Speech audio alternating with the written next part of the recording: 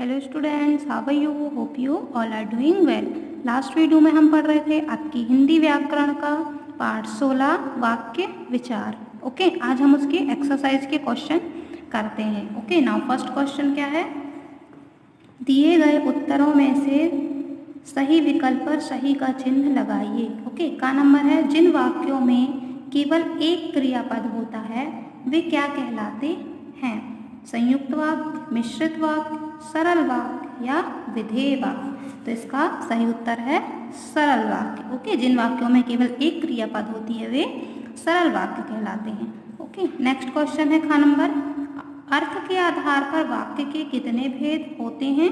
तो अर्थ के आधार पर वाक्य के 5, 6, 7 या 8, तो 8 भेद होते हैं। ओके, नेक्स्ट क्वेश्चन है मजदूर काम खत्म करके घर चले गए। वाक्य में विधेय है मजदूर चले गए, काम खत्म करके घर चले गए या काम खत्म करके। तो ये क्या है, इसका विधेय क्या है, इसमें प्रेडिकेट काम खत्म करके घर चले गए। ओके, नेक्स्ट क्वेश्चन है रिक्त स्थान भरकर पूरे कीजिए। का नंबर है डैश के आधार पर वाक्य सरल, संयुक्त और मिश्रित होते हैं। तो रचना के आधार पर वाक्य सरल, संयुक्त और मिश्रित होते हैं। ओके, खा नंबर है मनोभाव को व्यक्त करने वाले वाक्यों को हम क्या कहते हैं? इच्छावाचक वाक्य कहते हैं। ओके, हमारे मन के भावों को व्यक्त करने वाले।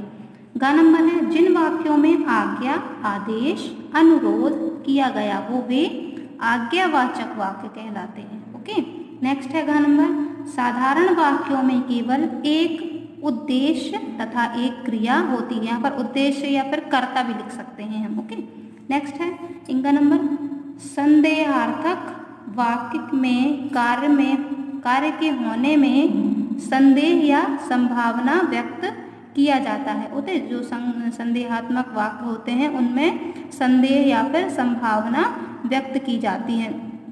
नेक्स्ट क्वेश्चन है नंबर 3, अर्थ के आधार पर वाक्य के भेद बताइए। ना यहाँ पर ये वाक्य दिए हुए हैं, हमें बताना है कि इनमें कौन सा भेद प्रयुक्त हुआ है। ओके, अर्थ के आधार पर। का नंबर है लगता है कि तुम नहीं सुधरोगे। अब यहाँ देखिए सुधरो नहीं शब्द हुआ है ना, तो ये क्या है का निषेधात्मक या फिर निषेधवाचक या फिर नकारात्मक वाक्य है। ओके, तो ये निषेधवाचक वाक्य।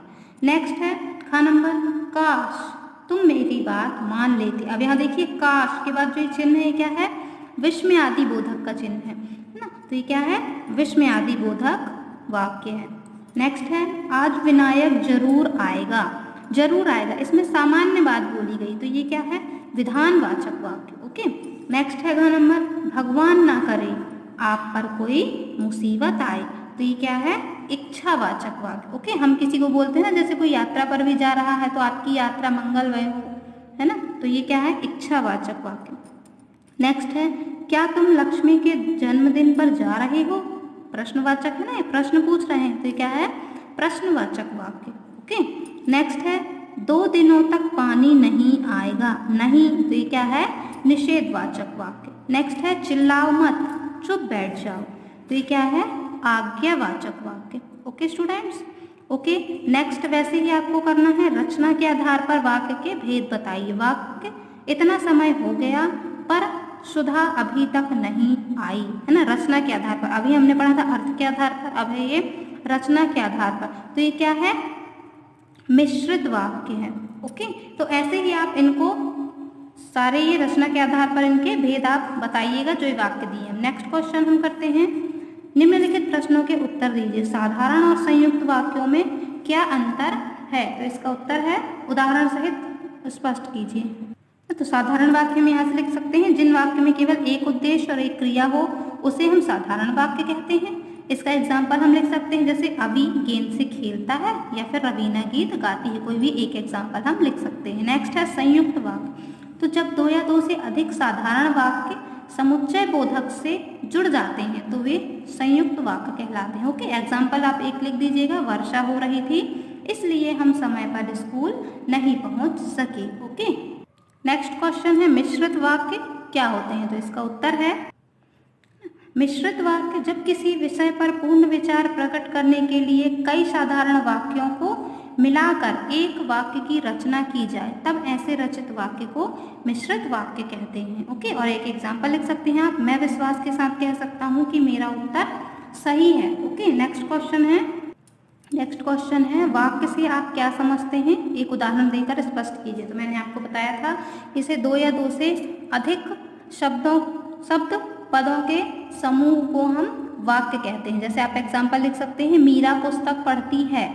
ओके, इसमें से कंप्लीट अर्थ निकल रहा है, तो ये क्या है, वाक्य है। नेक्स्ट है वाक्य रचना में किन बातों को ध्यान में रखना आवश्यक है। तो हमें वाक्य रचना में हमें यहाँ पर उत्तर दिया है आपको, देखिए 6 यहाँ पर ध्यान रखने योग्य बातें दी हुई हैं। पहला है पहले कर्ता फिर क्रिया आती है ना। नेक्स्ट है कर्म हो तो वहाँ कर्ता और क्रिया बीच में आती है। नेक्स्ट है यदि दो कर्म हो तो गौण कर्म पहले और फिर मुख्य कर्म आता है। नेक्स्ट है 4 नंबर क्रिया विशेषण प्रायः संबंधित क्रिया से पहले आते हैं। फिर नेक्स्ट है संबंधवाचक पद विशेषण से पहले आते हैं।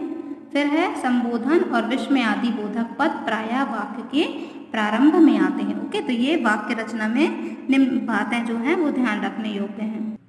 नेक्स्ट क्वेश्चन है इच्छार्थक और आज्ञार्थक, मतलब इच्छावाचक और आज्ञावाचक है ना, वाक्यों का एक एक उदाहरण दीजिए। तो इच्छावाचक जैसे हम बोल सकते हैं भगवान ना करे कि उसके साथ कुछ गलत हो, मतलब हम इच्छा जता सकते हैं। और आज्ञा में चुपचाप यहाँ बैठ जाओ, तो ये क्या है, हमारा आज्ञा हुई। तो ये एक एक उदाहरण होगा। ओके, वैसे ही आप संदेहवाचक और संकेतवाचक वाक्यों में अंतर स्पष्ट कर सकते हैं। नेक्स्ट है उद्देश्य और विधेय को उदाहरण देकर स्पष्ट कीजिए, है ना। तो उद्देश्य क्या है, जैसा कि मैंने आपको समझाया था, उद्देश्य दिया वाक्य में जिसके विषय में कुछ कहा जाए उसे उद्देश्य कहते हैं। मैंने आपको एग्जाम्पल बताया था, नीलम अखबार पढ़ रही है, तो ये नीलम क्या है, इसमें उद्देश्य है। ओके, नेक्स्ट है विधेय, तो उद्देश्य के विषय में जो कुछ कहा जाए उसे हम क्या कहते हैं, विधेय कहते हैं। जैसे पवन आम खाता है, तो किसके बारे में बोला जा रहा है, यह पवन के बारे में। तो पवन क्या है, इसमें उद्देश्य है, और आम खाता है यह क्या है, विधेय है। तो आप ये एग्जाम्पल लिख सकते हैं और उद्देश्य और विधेय को आप यहाँ पर एक्सप्लेन कर सकते हैं। ओके स्टूडेंट्स, नेक्स्ट क्वेश्चन है कौन से वाक्य निषेधवाचक कहलाते हैं। तो इसका उत्तर है निषेधवाचक वाक्य क्या है, इसमें किसी बात या कार्य के ना होने या ना करने का भाव प्रकट होता है ना। एग्जाम्पल जैसे नल में पानी नहीं आ रहा, मैं कुछ ना कर सका, तो ये क्या है, निषेधवाचक वाक्य है। Okay students, now your homework, आप इन प्रश्नों के उत्तर को अपनी फेयर नोटबुक में कंप्लीट करेंगे और ये 4th नंबर का क्वेश्चन रचना के आधार पर वाक्य भेद बताइए, तो आप अपनी ये बुक में ही इसे फिल करेंगे। Okay students, okay, bye bye, have a good day.